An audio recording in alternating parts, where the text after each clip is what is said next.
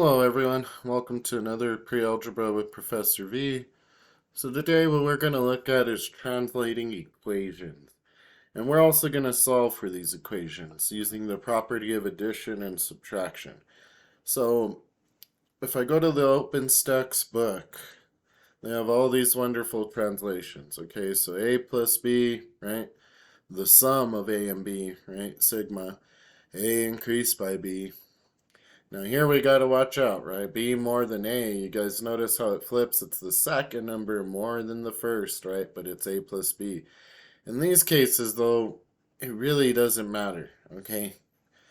If we add, well, it actually might when we solve them. But for the most part, when we're adding, everything's gonna be fine. Now we have A minus B, the difference of A and B.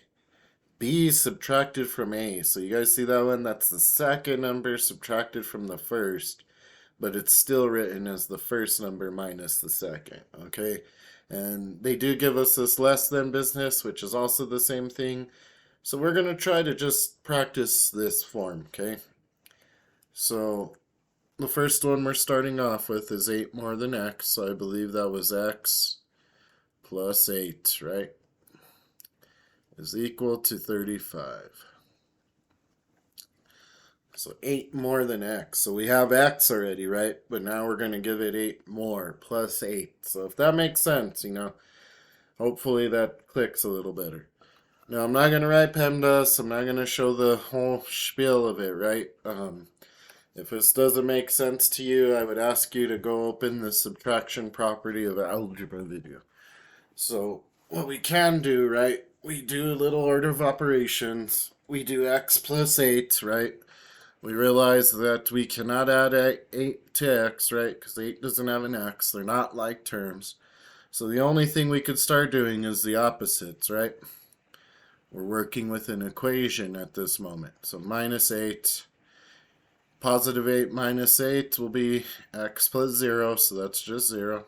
That's just x, sorry.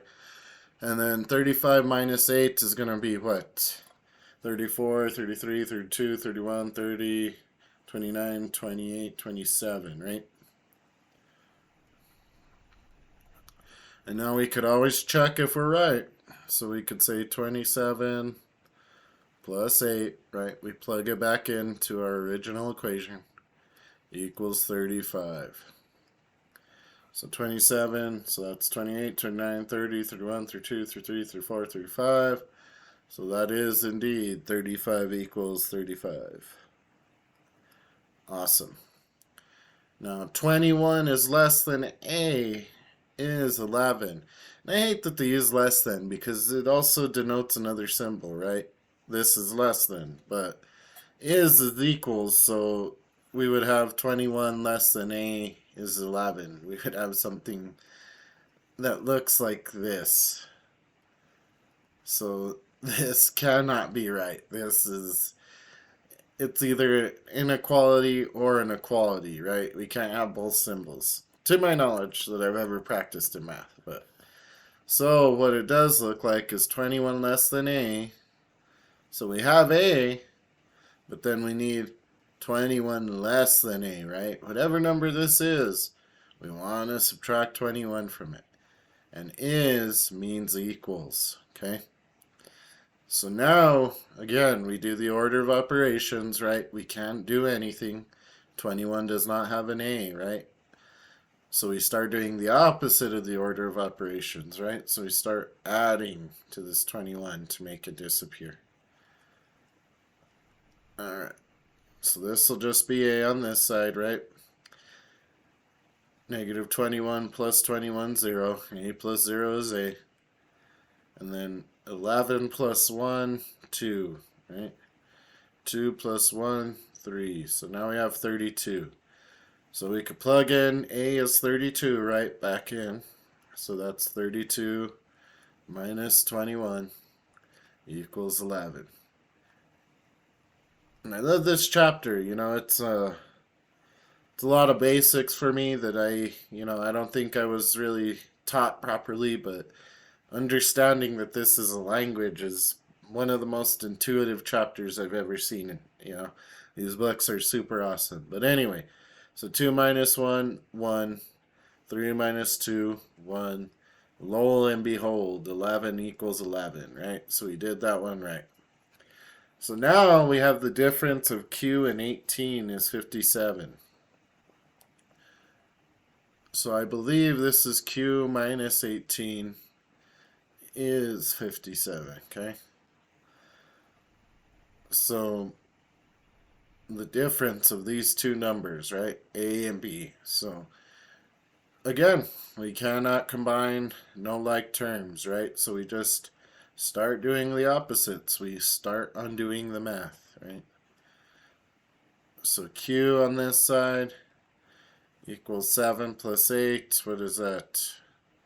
15, I believe, if I'm not doing bad math. 5, 6, 7. So that should be 75. Now we check our answer, right? We have solved for the variable.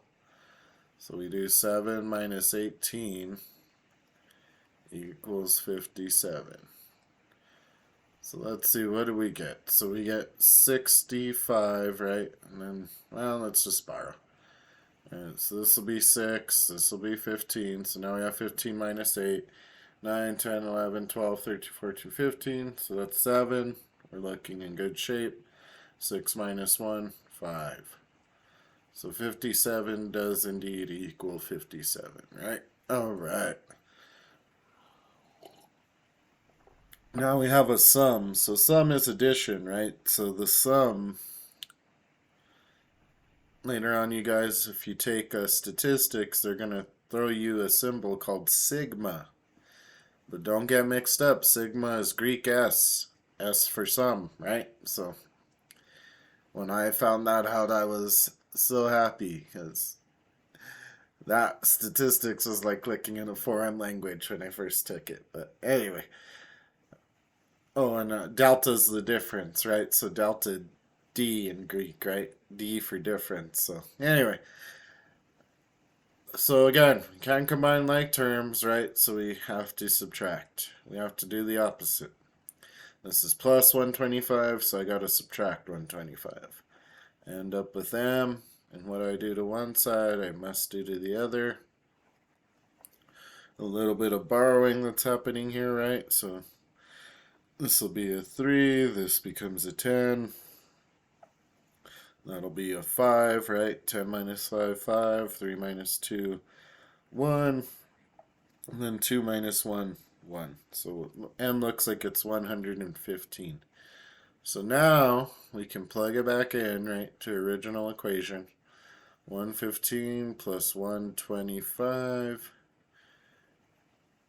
equals 240.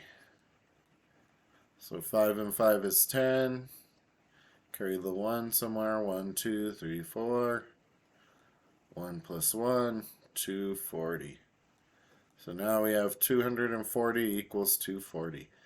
And like I say, this one might be a little bit tougher because I didn't show all the other basic translations. Maybe I will just upload them myself. But there's a lot of this stuff in the OpenStax book. So let me know if you guys need further help. Comment down below. Like if it helped you. Subscribe, I have more videos coming up. And other than that, you guys have a great day, and I'll see you in the next video.